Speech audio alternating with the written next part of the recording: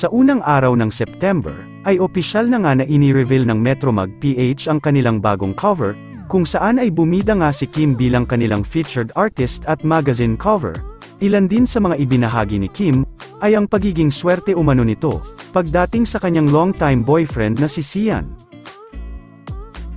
I'm very lucky to have him by my side kasi pag masaya, may nakakausap ako, pag malungkot, may nakakausap din ako, she added, saying that Sian is good at picking up her emotions, he understands me fully, kahit hindi ako magsalita, sasabihin niya, what's wrong, tas parang iiyak na lang ako kasi ayaw ko nang magkwento, dagdag pa nito na, nandyan lang talaga si Sian sa tabi niya, I'm happy that he is my safe place.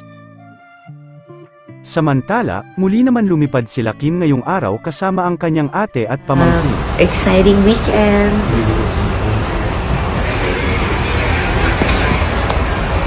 Kami katangkad. Sige nga, habulin mo nga kami. Sige. Ay, wag pala. Bakit di ka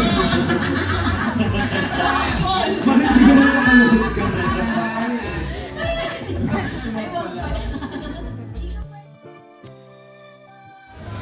Kaya kumain ng tinapay.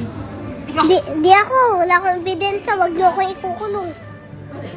Hindi ako. Hindi ikaw. Hindi ako.